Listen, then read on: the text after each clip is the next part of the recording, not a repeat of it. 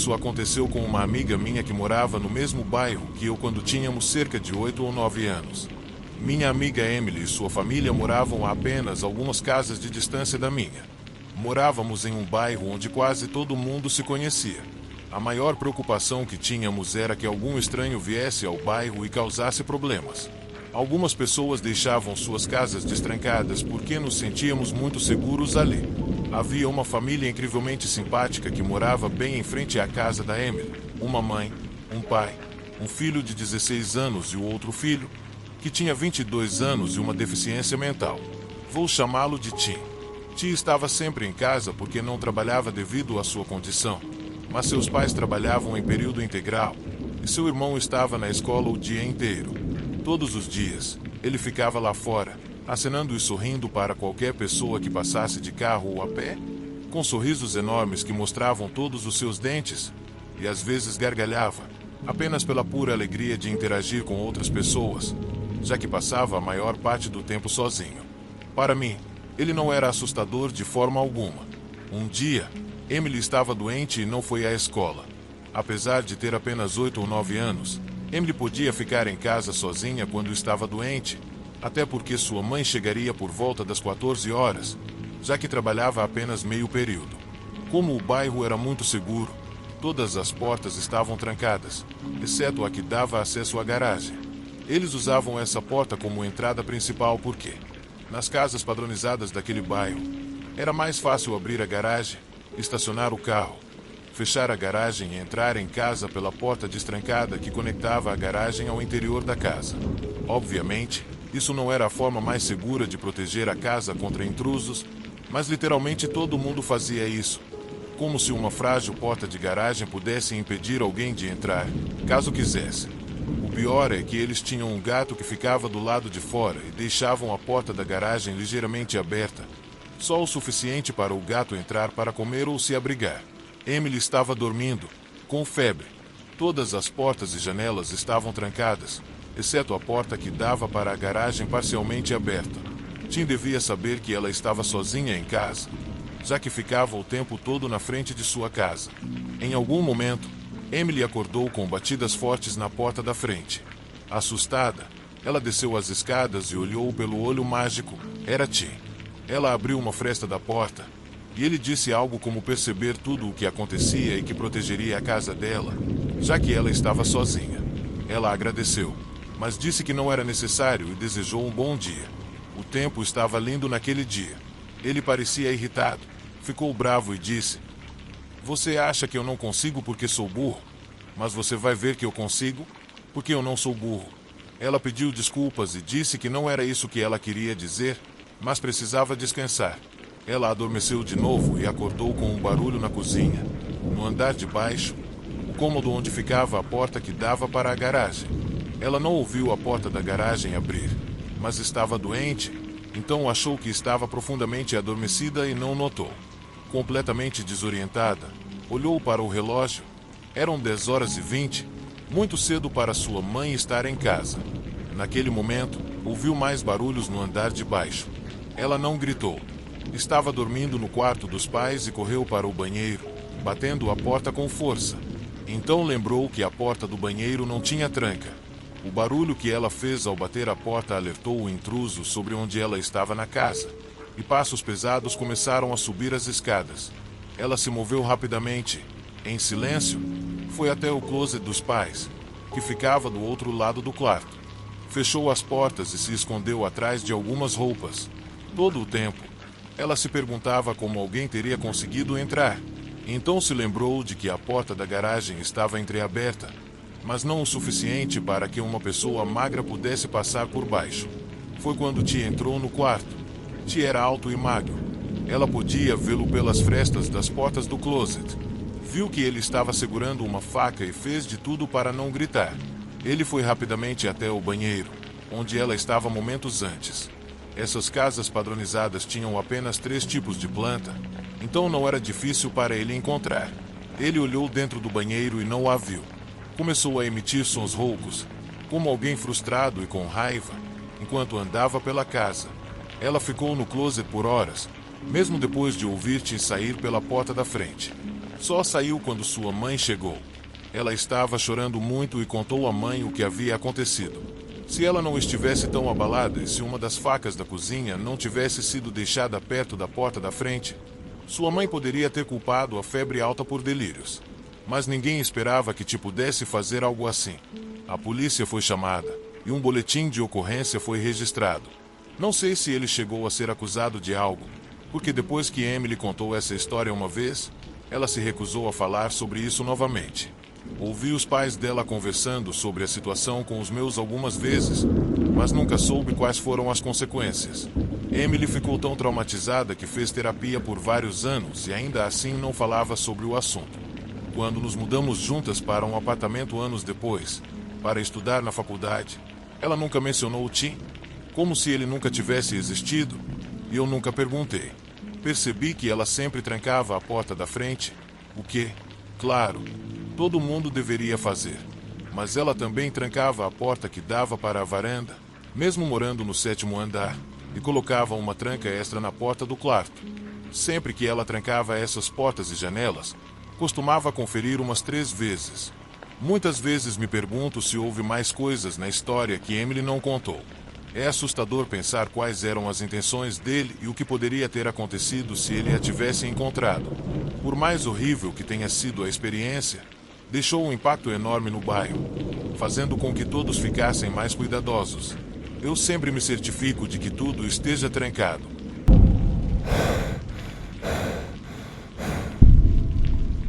No ano passado, minha noiva e minha mãe faleceram, uma logo depois da outra. Após a morte delas, obviamente entrei em uma depressão profunda. Apesar de tentar passar a impressão de que estava bem, meus amigos percebiam claramente que eu não estava. Uma amiga próxima quase me obrigou a me mudar para o apartamento dela e sair do que eu dividia com minha noiva havia 10 anos. Ela queria que eu começasse de novo, embora eu achasse que ainda não estava pronto para seguir em frente. A ideia de não morar sozinho era tentadora. Além disso, o apartamento dela fica em um bairro muito mais seguro do que o meu. Então, finalmente concordei. Morar com ela tem sido ótimo. Nossos horários são opostos, com ela trabalhando à noite e eu durante o dia. Assim, cada um tem seu tempo sozinho, mas ainda conseguimos ter pelo menos um dia de folga juntos para passarmos um tempo. Mudar também me permitiu ir a pé para o trabalho, já que fica bem perto. Achei que isso seria maravilhoso, mas esse trajeto de 10 minutos acabou desencadeando um pesadelo que durou 2 meses. Uma noite, depois do trabalho, decidi sentar no parque que fica entre meu apartamento e meu trabalho. Enquanto estava lá, um homem se aproximou. Ele era quase bonito, embora tivesse uma aparência um pouco desgastada. Mesmo morando em uma área urbana com uma alta população de pessoas em situação de rua, não me ocorreu que aquele homem fosse mais do que um sujeito de uns 40 anos com um rosto agradável. Sorri e voltei a olhar para o meu celular, esperando que ele apenas passasse por mim. Mas não. Ele perguntou que horas eram. Quando olhei para dizer, percebi as coisas que ele carregava. Um quadro infantil com desenhos sem sentido, um saco de papel cheio de revistas e papéis velhos e uma estante de metal que parecia ter sido usada para guardar CDs. Notei também que ele estava descalço e com as mãos imundas. Foi aí que me dei conta de que aquele não seria um encontro normal. Ele começou a falar sem parar. Parte do que ele dizia era sem sentido, mas outras coisas faziam sentido, embora todas fossem loucas. Pelo que consegui entender, ele tinha acabado de sair da prisão e estava procurando uma loja de tatuagens para fazer uma tatuagem com as iniciais DOC, Departamento de Correções. Ele então notou um botão no meu bolso que tinha o logo de um bar gay local. Disse que já tinha ido lá uma vez e saído com um cara. Em seguida, me olhou de cima a baixo e comentou: "Mas quem me dá problema mesmo são as moças jovens." Recolhi minhas coisas e saí imediatamente. Adoro esse apartamento, mas ele tem suas desvantagens, que ficaram muito evidentes após esse encontro. Ele fica no térreo. Eu gostava disso porque é possível sair pelas portas de vidro deslizantes, uma na sala e outra no meu quarto, diretamente para um pátio incrível com mesas e churrasqueiras. Era perfeito para o verão, mas agora odeio porque fica de frente para a rua, e a cerca não é exatamente difícil de escalar. Certa manhã bem cedo, por volta das 5 horas, ouvi um homem gritar: O que você está fazendo? Ele gritou tão alto e tão perto que me acordou de um sono profundo. Por um momento, pensei que o grito vinha de dentro do meu quarto. Na verdade, vinha de fora. Um vizinho que estava saindo para trabalhar encontrou um homem dormindo encostado na minha porta de vidro. Era o mesmo homem do parque. Ele se assustou e fugiu. Meu vizinho me chamou para saber se eu estava bem. Depois de me acalmar, achei que aquilo tinha sido apenas uma coincidência estranha. 2 semanas depois, estava dormindo. Em algum momento, aquele homem entrou no pátio e começou a bater na porta de vidro. Fiquei paralisada de medo até que ele começou a chutar a porta. Acendi a luz para pegar o celular e ele fugiu. Chamei a polícia, que veio até minha casa. Fez um boletim de ocorrência e analisou as filmagens das câmeras do prédio. As imagens confirmaram que era o homem do parque. Mais perturbador ainda foi ver que ele tinha entrado no prédio várias vezes, seguindo moradores e ficando no saguão por horas. Em uma ocasião, ele tentou abrir a maçaneta da minha porta e da porta do meu vizinho para ver se estavam trancadas. Ele até se escondeu na sala de correspondência quando viu minha colega de apartamento chegando do trabalho. A polícia acredita que ele me seguiu do parque ou simplesmente me notou em algum momento no pátio. Já faz algumas semanas que não o vejo e ninguém relatou ter visto ele no prédio ou por perto. Minha colega me deu um spray de pimenta e meu vizinho, que é um ex-militar e um pouco obcecado por armas, faz questão de me checar todas as noites. Então, não estou tão apavorada quanto poderia estar.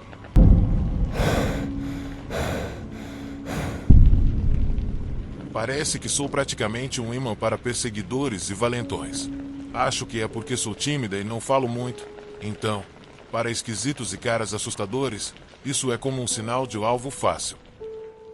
Eles acham que podem se aproveitar de mim e que eu simplesmente vou aceitar sem reagir. Tenho 28 anos e sou mulher, para dar contexto. Talvez eu não seja a melhor contadora de histórias, então me desculpe se eu divagar ou pelo tamanho do texto. De qualquer forma, isso aconteceu durante mais ou menos 1 ano e meio, começando em novembro de 2011. Eu morava sozinha em uma casa de 2 quartos, no final de uma rua perto de um campo aberto e isolado. Não era a área mais segura, mas também não era exatamente um bairro perigoso, algo intermediário. Eu nunca saía muito com amigos por causa do meu horário de trabalho, das tarefas do dia a dia e das aulas que fazia. E toda a minha família morava em outro estado. Basicamente, eu sempre estava sozinha, o que, para mim, era perfeito. Sou bem independente e gosto de viver de forma reservada. Também não tinha carro na época, então tinha que passar pela casa do meu vizinho para chegar à parte principal da rua que levava ao parque onde eu costumava correr. Esse vizinho, que morava 4 casas abaixo da minha, notou isso e decidiu que era sua missão me salvar da minha solidão. Eu tinha uma rotina bem previsível, quase a mesma todos os dias. Acordava às 5h45 para correr, trabalhava às 6h30, almoçava às 11h, voltava para casa às 16h, ia para a aula de arte às 17h30, talvez corresse de novo às 19h30 e estava em casa às 20h30. Pode parecer monótono, mas era mais fácil para mim lembrar de tudo o que tinha que fazer. Apesar disso, eu estava sempre atenta ao que acontecia ao meu redor. Foi então que comecei a notar o meu vizinho, sempre parado no jardim da casa dele, me observando toda vez que eu saía ou voltava para casa. Sempre que eu entrava em casa, ele ficava me olhando até eu passar pela porta. Em seguida, voltava para a casa dele. Depois de algumas semanas desses olhares, ele começou a puxar conversa comigo. Oi, tudo bem? Eu só respondia com um aceno educado. Um bem, e você? Murmurado, e seguia meu caminho. Mas ele sempre dizia mais a cada vez. Então, você mora sozinha naquela casa. Onde você trabalha?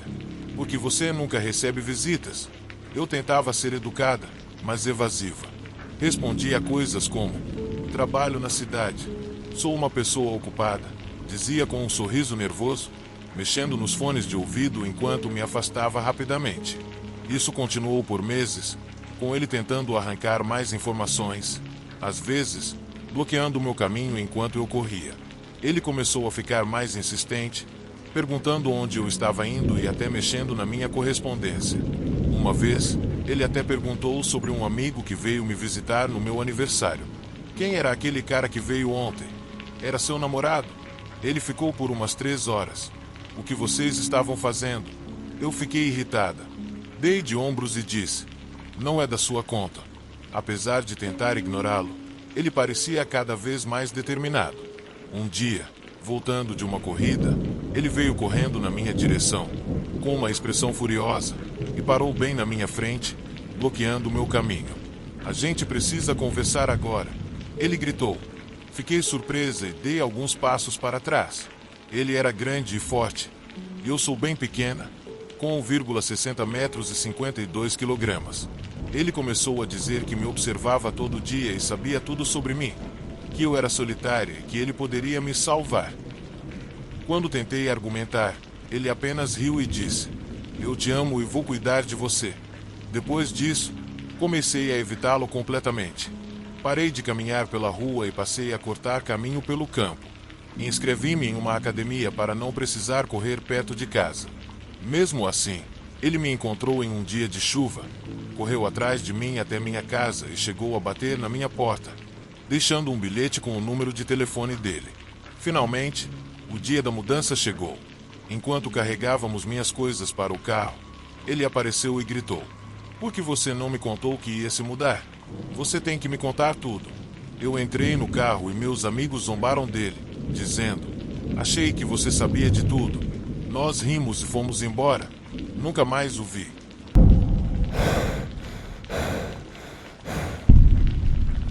Eu era jovem, tinha uns 12 ou 13 anos na época.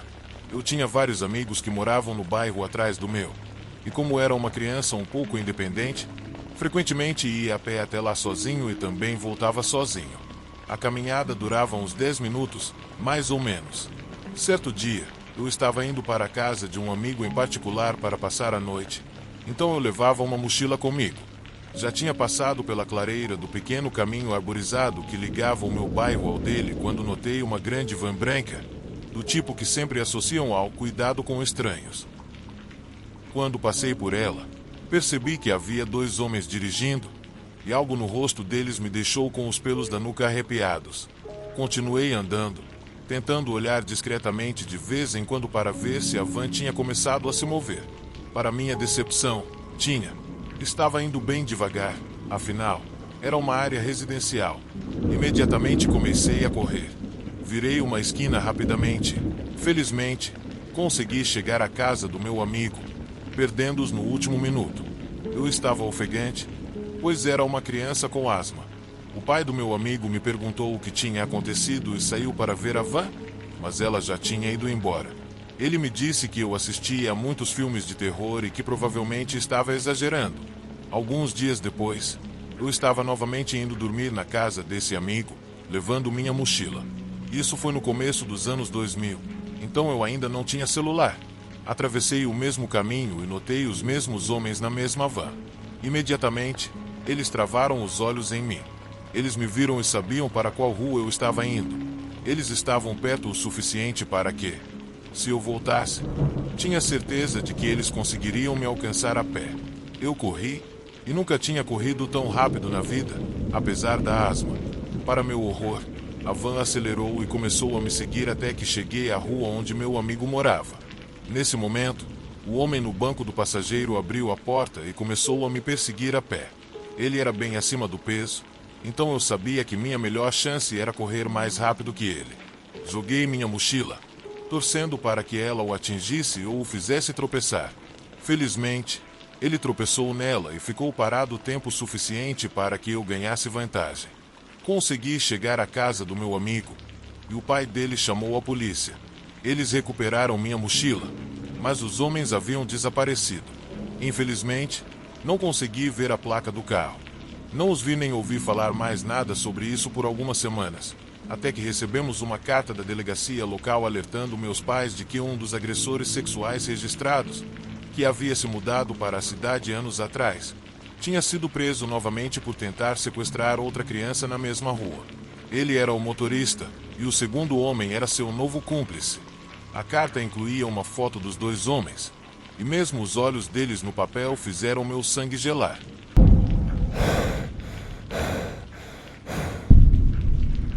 Quando me mudei para minha nova casa, senti como se fosse um recomeço.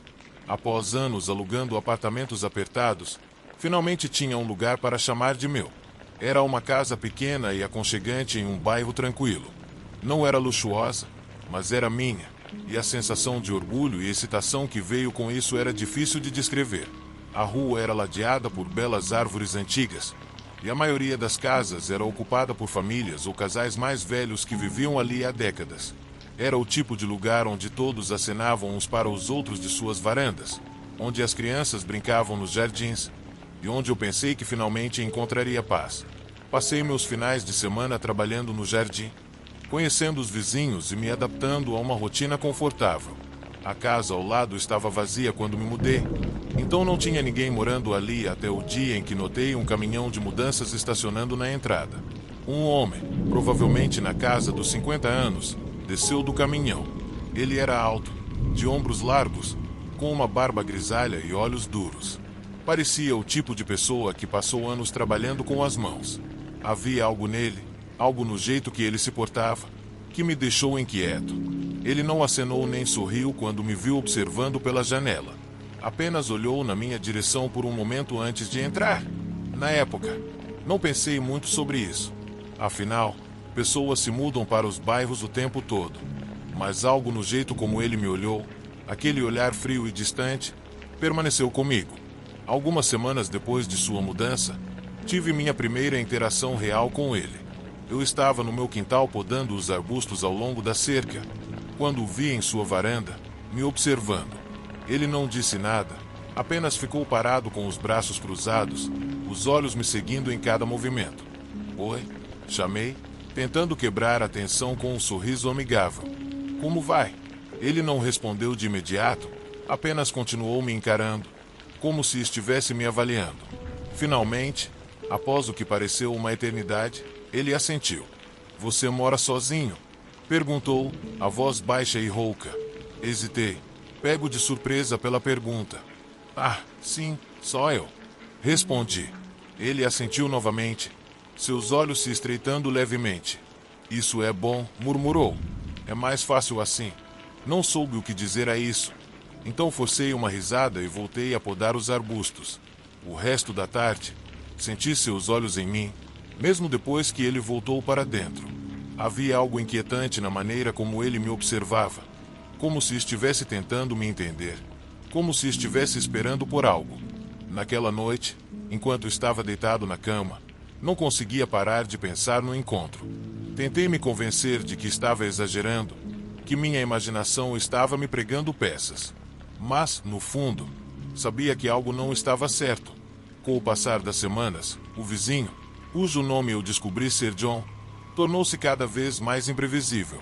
No começo, eu o via andando de um lado para o outro em sua garagem em horários estranhos da noite, resmungando para si mesmo. Ele deixava as latas de lixo na rua por dias após a coleta. Às vezes jogava objetos aleatórios no meu quintal. Cheguei até a pegá-lo parado ao lado da cerca uma vez, olhando para minha casa nas primeiras horas da manhã. Mas não era só o comportamento estranho. Havia algo mais sombrio, algo mais ameaçador nele, que começou a invadir minha vida diária. Uma noite, voltei para casa e encontrei minha caixa de correio destruída. Estava intacta quando saí para o trabalho, mas agora estava amassada, como se alguém tivesse batido nela com um taco. Eu não tinha como provar que foi John, mas sentia no fundo que ele estava envolvido. As coisas pioraram depois disso. Havia noites em que eu o ouvia gritando com alguém do lado de fora, embora nunca visse mais ninguém por lá. Sua voz atravessava as paredes finas da minha casa, gritando palavras incoerentes e cheias de raiva que faziam minha pele arrepiar. Às vezes, parecia que ele discutia consigo mesmo, a voz alternando entre murmúrios baixos e gritos agressivos. Pensei em falar com ele, talvez tentar acalmar as coisas, mas toda vez que pensava nisso, a lembrança daquele olhar frio, daquela expressão calculista em seus olhos, me detinha. Eu não sabia do que ele era capaz, e não queria descobrir. A gota d'água veio em uma tarde de sábado. Eu estava sentado na minha varanda, lendo, tentando aproveitar um dia tranquilo, quando ouvi o som inconfundível de vidro quebrando. Olhei, assustado, e vi John em seu quintal, uma garrafa de cerveja ainda em sua mão, os restos de outra espalhados no chão entre nossas casas. Levantei-me, pronto para dizer algo, quando ele olhou para mim. Havia algo em seus olhos que me gelou a espinha, algo desequilibrado. "Qual é o seu problema?" gritou, a voz embriagada de raiva e álcool. "Você acha que é melhor do que eu, não é?" Sentado aí, fingindo que não me vê. Congelei, o coração batendo forte no peito. Eu não sei do que você está falando." Gaguejei. Ele se aproximou, o rosto contorcido de fúria. "Não se faça de idiota comigo." Rosnou. "Eu vejo como você me olha. Acha que sou algum tipo de aberração, não é?" Não soube o que dizer. Cada instinto me dizia para entrar, trancar as portas e chamar a polícia, mas fiquei ali, parado, a mente correndo enquanto ele se aproximava. "Senhor, olhe", disse, tentando manter a voz firme. "Eu não quero problemas. Vamos esquecer isso. Está bem?" Ele parou a poucos metros de mim, os punhos cerrados ao lado do corpo, o peito subindo e descendo com respirações pesadas. Por um momento, achei que ele fosse me bater. A tensão entre nós era palpável, como eletricidade no ar. Então, tão rápido quanto começou, ele recuou. Claro", murmurou, virando-se. "Esqueça." Mas enquanto ele voltava para sua casa, eu sabia que aquilo não havia acabado. O olhar em seus olhos, a raiva fervendo sob a superfície, era apenas questão de tempo até que as coisas piorassem. Depois daquele dia, não consegui mais afastar o medo.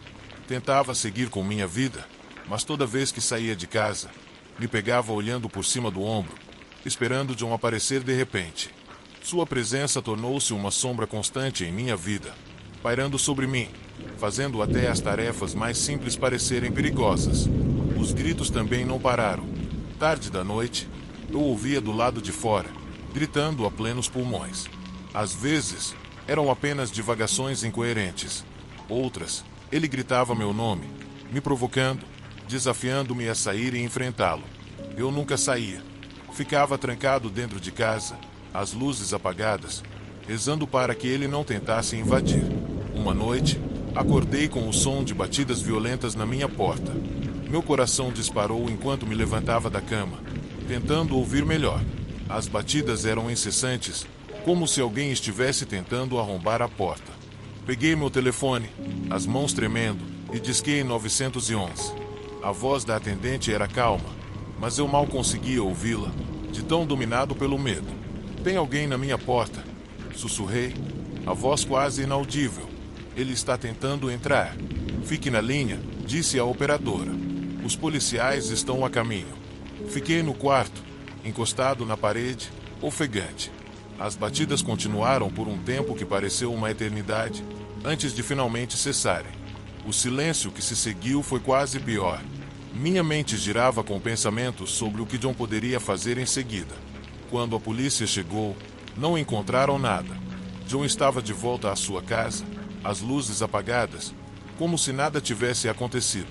Eles me disseram para registrar uma queixa, mas sem provas reais, não havia muito o que pudessem fazer. A tensão entre nós atingiu seu ápice algumas semanas depois. Era tarde da tarde, e eu estava me preparando para sair para o trabalho quando ouvi o som de algo quebrando lá fora. Corri para a janela e vi John parado ao lado da cerca, um tijolo na mão, a janela do meu carro em pedaços. Aquilo foi o suficiente. Peguei meu telefone e saí, ligando para a polícia enquanto caminhava. "Qual é o seu problema?" gritei, a voz tremendo de raiva e medo. John apenas ficou parado, um sorriso distorcido no rosto, os olhos brilhando com malícia. "Acha que pode chamar a polícia?" zombou. "Acha que vão me parar? Já passei por coisa pior e sempre saio por cima." Dei um passo para trás, o peso de suas palavras me atingindo. Ele não estava apenas irritado, ele era perigoso, e eu não fazia ideia do que ele era capaz. A polícia chegou em poucos minutos, mas John já havia se retirado para dentro de casa. Eles o prenderam por danos à propriedade, mas eu sabia que aquilo não era o fim. Naquela noite, deitado na cama, percebi que não podia mais ficar ali. O medo havia consumido cada parte da minha vida, transformando minha casa em uma prisão. Eu não podia viver sob a constante ameaça da raiva de John. da incerteza sobre o que ele faria a seguir. Na manhã seguinte, coloquei a casa à venda. Não me importava em perder dinheiro ou com o inconveniente de me mudar. Eu só precisava sair dali. Levou alguns meses, mas finalmente encontrei um comprador. Empacotei minhas coisas. Tranquei a porta uma última vez e deixei o bairro para trás. Mas mesmo hoje, na minha nova casa, ainda não consigo confiar nos meus vizinhos. E acho que nunca mais conseguirei.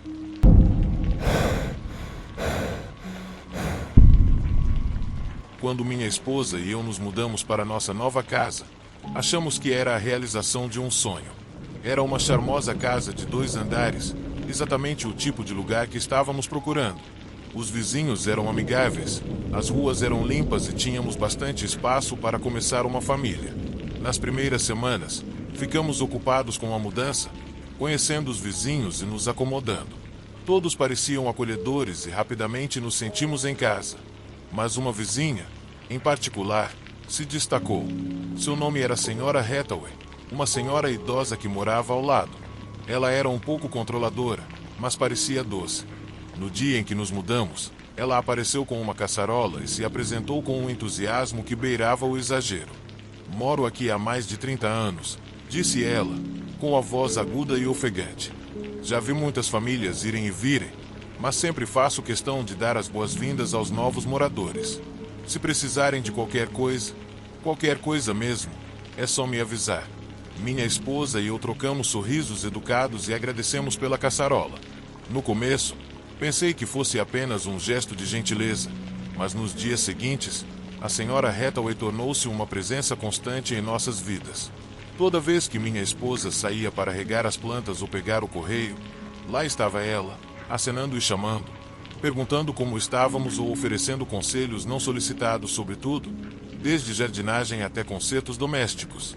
A princípio, era inofensivo, até um pouco simpático, mas logo começou a parecer invasivo, como se ela sempre soubesse o que estávamos fazendo, para onde estávamos indo, mesmo quando só queríamos aproveitar um pouco de paz e tranquilidade em casa. Algumas semanas depois da mudança, as visitas da Sra. Hathaway tornaram-se mais frequentes. Ela começou a aparecer em horários estranhos, às vezes de manhã cedo, outras vezes tarde da noite. Batia na porta sem ser convidada, trazendo coisas aleatórias. Biscoitos recém-assados, ferramentas de jardinagem, revistas. No começo, não demos muita importância. Talvez ela estivesse apenas solitária. Mas, uma noite, ela bateu na nossa porta às 10 horas da noite. Minha esposa e eu estávamos nos acomodando para assistir a um filme, e o súbito som da batida nos assustou.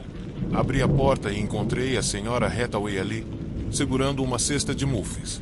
Achei que gostariam desses, disse ela, sorrindo gentilmente, embora algo no olhar dela me causasse arrepios. Forcei um sorriso educado e a agradeci, mas não consegui esconder a irritação na minha voz. Minha esposa me lançou um olhar, e eu sabia que ela sentia o mesmo. Queríamos ter uma noite tranquila, e aquela visita inesperada parecia uma invasão.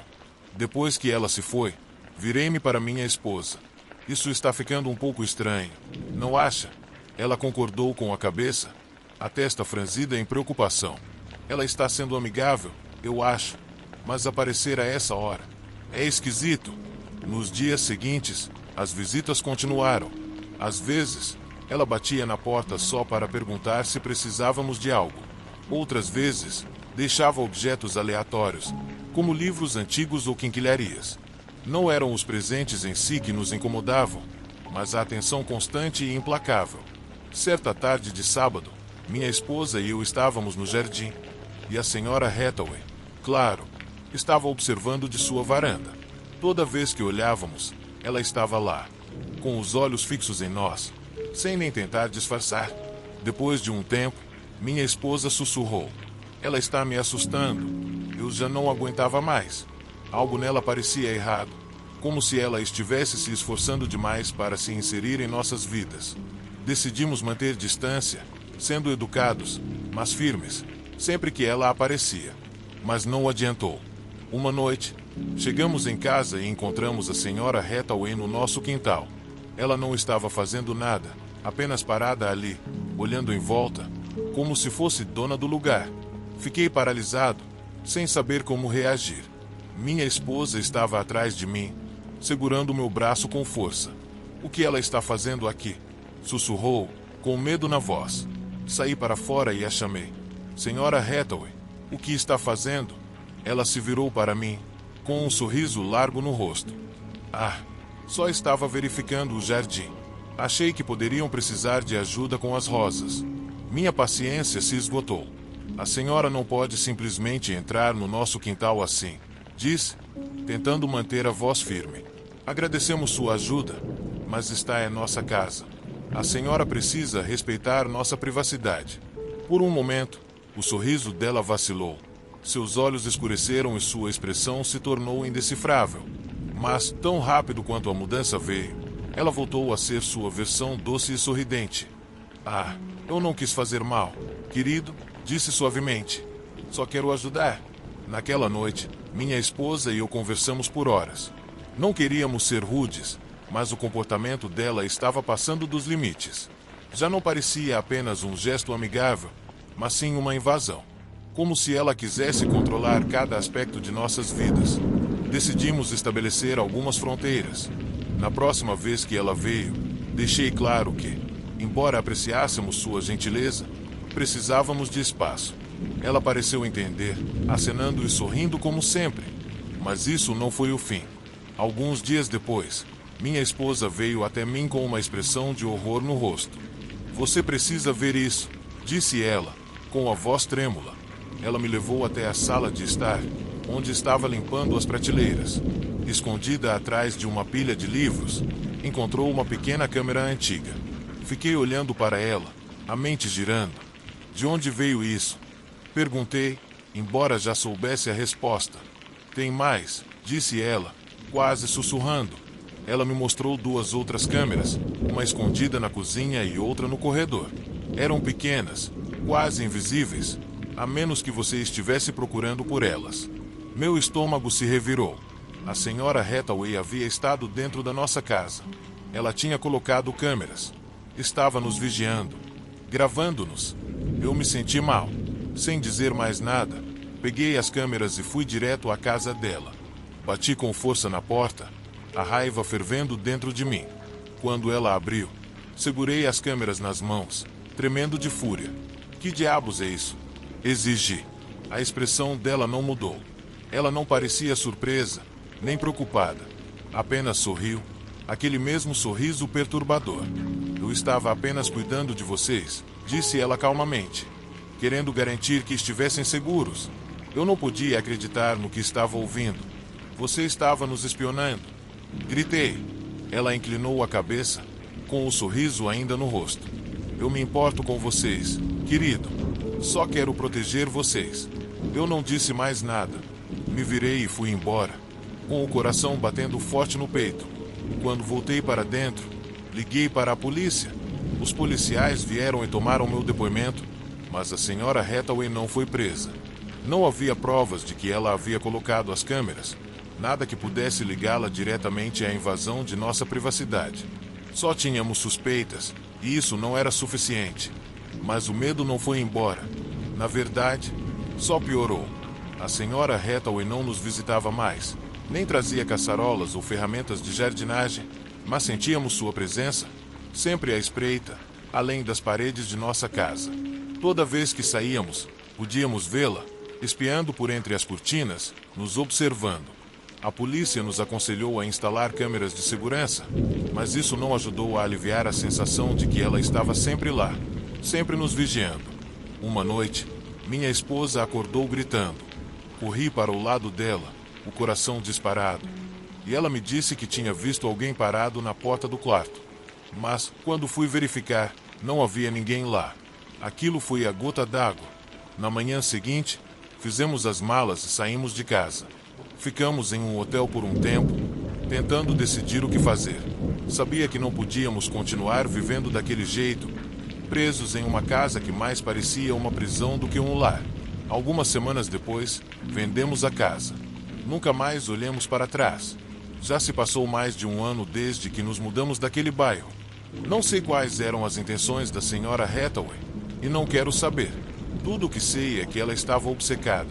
Obcecada por nós. Por controlar cada aspecto de nossas vidas.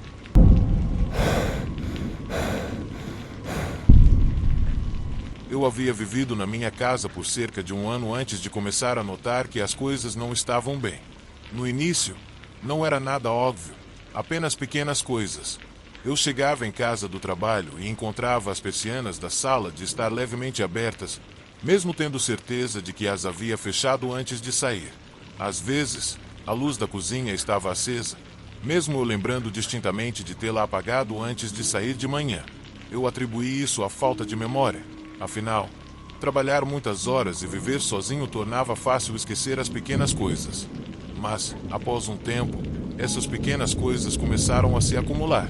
Um dia, voltei para casa depois de um turno particularmente longo e encontrei a porta da frente entreaberta. Não o suficiente para causar um alarme imediato, mas o bastante para me enviar um frio na espinha. Eu fiquei parado na varanda, olhando para a porta, me perguntando se talvez eu não a tivesse fechado completamente naquela manhã. Meu bairro era silencioso e seguro, o tipo de lugar onde as pessoas deixavam as portas destrancadas sem pensar duas vezes. Mesmo assim, eu não conseguia afastar a sensação de que algo estava errado. Empurrei a porta lentamente, entrando. A casa estava quieta, exatamente como eu a deixara. Tudo parecia normal, mas aquele desconforto persistente não ia embora. Verifiquei as janelas, conferi as fechaduras e me reassegurei de que provavelmente era apenas fadiga. Talvez eu tivesse deixado a porta ligeiramente aberta, afinal, eu tinha o hábito de sair correndo nas manhãs. Mas, alguns dias depois, aconteceu de novo. Desta vez, eu tinha certeza de que havia trancado a porta. Lembro-me de estar na entrada, com as chaves na mão, girando o fecho antes de sair para o trabalho. No entanto, quando cheguei em casa naquela noite, a porta estava destrancada. Meu coração afundou enquanto eu ficava parado na varanda, olhando para a porta, com o pulso acelerado.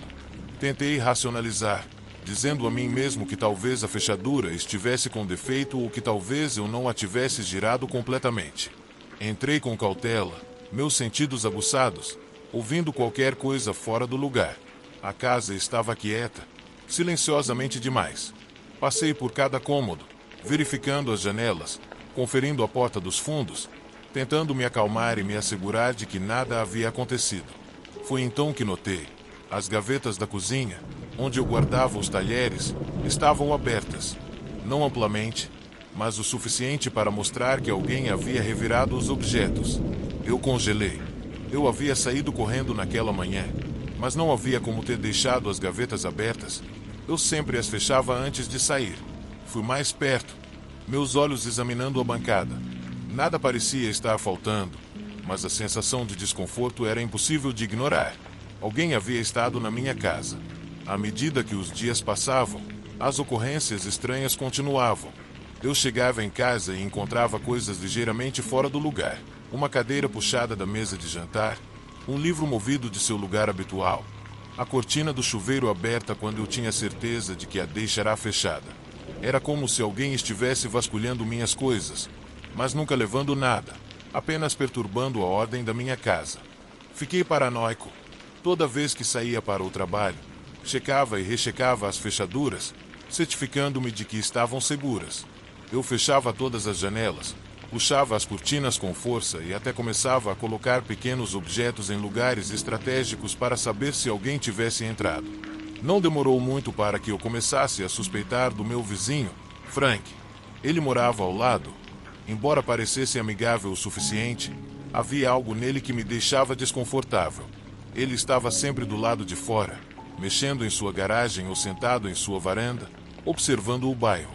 Ele tinha uma maneira de fazer pequenas conversas que parecia intrusiva, como se soubesse mais sobre mim do que deveria. Ele comentava sobre quando eu saía para o trabalho, quando voltava para casa, quando tinha visitas. A princípio, pensei que ele era apenas excessivamente amigável, mas agora já não tinha tanta certeza. Uma noite, voltei para casa e encontrei as luzes do meu quarto acesas. Eu nunca as deixava acesas, nem mesmo quando estava com pressa. Meu coração disparou enquanto eu me movia lentamente pela casa, checando cada cômodo, tentando me manter calmo. Tudo estava onde deveria, exceto pelo quarto. Na minha mesa de cabeceira, havia um pequeno objeto que eu não reconhecia, um chaveiro com uma mini lâmpada acoplada. Não era meu. Eu não o havia comprado e não tinha ninguém em casa há semanas. Eu o encarei por um longo tempo, com minha mente a mil. Será que Frank esteve na minha casa? Ele estava me zoando? O pensamento me fez arrepiar. Eu peguei o chaveiro e marchai até a casa dele, a adrenalina pulsando nas minhas veias. Frank estava sentado em sua varanda, como sempre, bebendo uma cerveja. Ele sorriu quando me aproximei. Mas havia algo de estranho naquele sorriso, algo que me fez querer me virar e ir embora. Boa noite, ele disse, recostando-se na cadeira. Está tudo bem? Está. Eu respondi, erguendo o chaveiro. Você deixou isso na minha casa. Frank olhou para o chaveiro.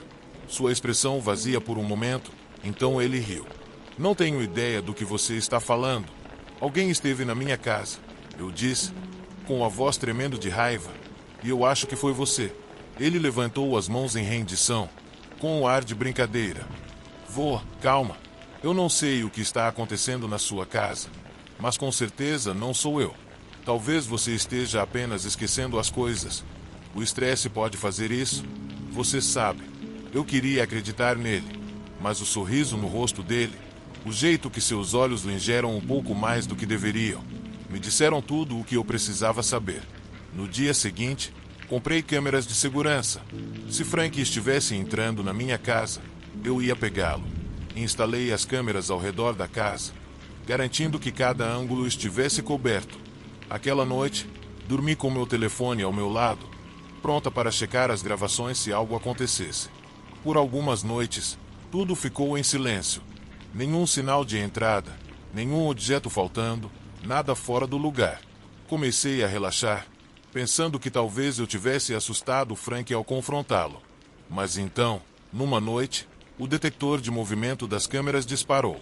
Meu telefone vibrou na mesa de cabeceira, me acordando de um sono leve. Eu peguei o telefone, meu coração disparado enquanto abria o aplicativo para checar a gravação. O vídeo embaçado mostrava o lado da casa, as sombras escuras se esticando pelo gramado e, então, eu o vi. Frank estava agachado perto da janela lateral, a que sempre mantinha trancada. Ele estava mexendo na trava, tentando abri-la. Meu estômago se revirou de medo e raiva enquanto eu o observava. Ele estava fazendo isso o tempo todo. Eu disquei 911, com a voz tremendo enquanto explicava a situação para a operadora. Enquanto falava, mantive os olhos no vídeo, assistindo Frank finalmente conseguir abrir a janela. Ele escorregou para dentro, movendo-se com uma facilidade treinada, como se já tivesse feito isso centenas de vezes. Eu não esperei. Peguei o bastão de beisebol que mantinha debaixo da cama e fui pela casa, meu coração martelando no peito, minha mente a mil com medo e raiva. Como ele se atrevia a entrar na minha casa, no meu espaço, e agir como se fosse dono? Eu o ouvi antes de vê-lo. Seus passos eram suaves sobre o carpete enquanto ele se movia pela casa. Ele estava na cozinha, de costas para mim, revirando as gavetas. Sem pensar, eu balanço o bastão, que fez um barulho ensurdecedor ao atingir Frank, que se encolheu no chão, gemendo de dor. Eu fiquei em pé sobre ele, tremendo, a adrenalina pulsando em minhas veias, enquanto o som da sirene se aproximava à distância. A polícia chegou em poucos minutos, puxando Frank para cima e colocando algemas nele.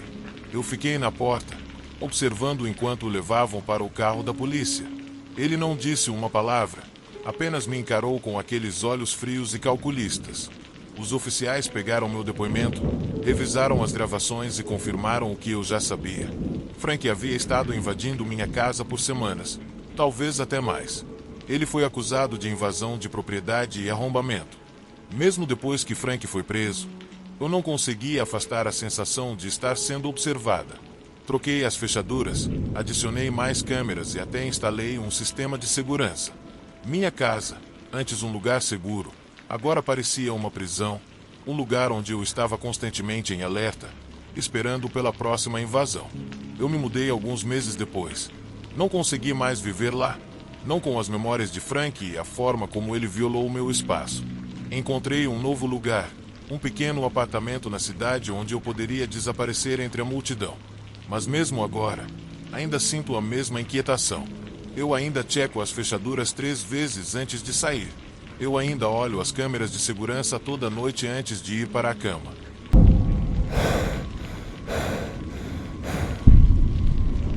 Mudando para o meu novo lugar, eu estava empolgado. Era exatamente dentro do meu orçamento, mas sentia que era um progresso. Passei as primeiras semanas desempacotando e decorando. A casa não era grande, mas tinha um quintal e o bairro parecia tranquilo. Rapidamente, entrei em uma rotina. Trabalho, voltar para casa, relaxar, repetir. Era tudo o que eu sempre quis ou, pelo menos, parecia ser assim no começo. Não demorou muito para que eu notasse ele. Meu vizinho, um homem mais velho que morava diretamente do outro lado da rua. Ele estava sempre por perto. Sempre que eu chegava em casa depois do trabalho, lá estava ele, sentado na sua varanda ou em pé no quintal. A princípio, pensei que fosse apenas uma coincidência. Talvez ele estivesse aposentado ou gostasse de passar tempo ao ar livre. Mas então percebi algo estranho. Não importava a que horas eu voltasse para casa. De manhã cedo, tarde da noite ou nos fins de semana, ele sempre estava lá, me observando. Eu estacionava meu carro e lá estava ele, sentado na varanda, olhando diretamente para a minha casa. Seu olhar era inquietante, inabalável. Não era um simples olhar casual de um vizinho que observa o mundo passar. Parecia intencional, intenso. Ele nunca acenava, nunca sorria, apenas observava. A princípio, tentei ignorar. As pessoas podem ser estranhas às vezes, certo? Talvez ele estivesse apenas solitário. Talvez não percebesse com que ele estava agindo. Mas quanto mais eu o via, mais sua presença constante me incomodava. Na primeira vez que contei a um amigo sobre isso, ele riu e desdenhou. Velhos ficam entediados, disse. Ele provavelmente não tem nada melhor para fazer. Isso fazia sentido e tentei acreditar nisso. Mas, à medida que os dias passavam, a sensação de estar sendo observado se tornava cada vez mais difícil de ignorar. Uma noite, depois de um longo dia de trabalho, cheguei em casa e o encontrei em seu lugar habitual, sentado na varanda com uma xícara de café na mão. O sol estava se pondo. Tentei fingir que não o notei enquanto saía do carro, as chaves tilintando na mão. Eu podia sentir os olhos dele em mim enquanto me dirigia à porta da frente, mas algo estava diferente desta vez. Seu olhar parecia mais focado, mais intenso. Olhei por cima do meu ombro, um rápido olhar para confirmar minha suspeita. Ele estava em pé agora. Congelei por um segundo, meu coração batendo um pouco mais rápido. Ele não disse nada, apenas ficou lá, com os olhos fixos em mim, sua expressão vazia. Apressadamente, entrei em casa e travei a porta atrás de mim, tentando afastar a sensação de estar sendo observado. Mas mesmo dentro de casa, a desconfortante sensação persistia. Segui minha rotina habitual. Preparei o jantar, assisti TV, tentando relaxar, mas não conseguia parar de pensar nele. Mais tarde, naquela noite, enquanto me preparava para dormir, olhei pela janela. A rua estava escura, com a única luz vindo dos fracos postes de iluminação. A casa dele estava completamente escura, mas eu sabia que ele estava lá, em algum lugar, provavelmente ainda observando. As coisas escalaram nas semanas seguintes. A princípio, era apenas a sensação de estar sendo observado do outro lado da rua. Mas então comecei a notar coisas no meu próprio quintal. Pequenas coisas fora do lugar. Uma mangueira de jardim movida de onde eu a deixara, pegadas na terra perto do lado da casa. O portão dos fundos deixado aberto quando eu sabia que o tinha fechado. Certa manhã de sábado, estava cortando a grama quando senti aquela sensação familiar de arrepios na nuca. Olhei para cima e lá estava ele, parado na borda da sua entrada, me observando novamente. Hesitei, apertando com força o cabo do cortador de grama. Tentei ignorá-lo por semanas, esperando que ele entendesse a mensagem e me deixasse em paz. Mas agora não conseguia mais suportar. Desliguei o motor e caminhei até a borda do meu quintal. Ei, chamei, tentando manter o tom leve. Posso te ajudar com algo? Ele não respondeu. Apenas ficou lá, me encarando. Olha, disse, com a frustração subindo. Notei que você tem me observado muito. Tem algum problema? Mesmo assim, ele não disse nada. O silêncio era sufocante. Abri a boca para dizer algo mais, mas então ele virou-se e caminhou para longe, desaparecendo em sua casa sem uma palavra. Fiquei lá, atonita, meu coração disparado. Era como se eu não existisse para ele, como se eu não fosse nem mesmo digna de reconhecimento. A partir daquele ponto, comecei a evitar meu quintal da frente. Passei mais tempo dentro de casa, mantendo as cortinas fechadas e só saindo quando era absolutamente necessário. Sempre que eu entrava na garagem, olhava rapidamente para a varanda dele para ver se ele estava lá, assistindo. Às vezes ele estava, às vezes não, mas a sensação nunca me deixava. As coisas pioraram. Uma noite, acordei com o som de passos do lado de fora da minha janela. Era tarde, depois da meia-noite, e a casa estava quieta. A princípio, pensei que fosse minha imaginação. Permaneci imóvel, ouvindo, meu coração batendo descontroladamente no peito. Lá estava de novo, o suave crunch da brita, como se alguém estivesse caminhando ao longo do lado da casa. Peguei meu telefone da mesa de cabeceira, as mãos tremendo enquanto ligava o aplicativo de lanterna. Não queria olhar, não queria saber, mas não consegui me impedir. Lentamente, puxei as cortinas para o lado. Por um segundo, pensei que estava sozinha. O quintal estava vazio, banhado na fraca luz dos postes. Mas então eu o vi. Ele estava em meu quintal. Eu ofeguei, tropeçando para trás, deixando o telefone cair. Na minha agitação, ele estava bem ali, a menos de 3 metros da minha janela, apenas parado, assistindo, lutando para pegar meu telefone. Minha mente estava cheia de medo. Liguei para a polícia, minha voz tremendo enquanto tentava explicar o que estava acontecendo. Ele está no meu quintal. Sussurrei, meu coração batendo rápido. Meu vizinho, ele está do lado de fora me observando. A operadora me garantiu que os policiais estavam a caminho, mas os minutos pareciam horas. Permaneci escondida no canto do quarto, segurando o telefone, meus olhos fixos na janela. Mas quando a polícia chegou e vasculhou o quintal, ele havia desaparecido. Não havia pegadas, não havia sinais de entrada forçada, nada que provasse que ele havia estado lá. Eu sabia o que tinha visto, mas sem evidências, nada podiam fazer. Eles tomaram meu depoimento e foram embora, mas o medo permaneceu. Tentei continuar com minha vida depois disso, mas a paranoia havia tomado conta. Todas as noites, eu checava 2 vezes as trancas, me certificava de que as janelas estavam fechadas e deixava as luzes acesas em todos os cômodos. Não conseguia me livrar da sensação de que ele sempre estava lá, me observando das sombras.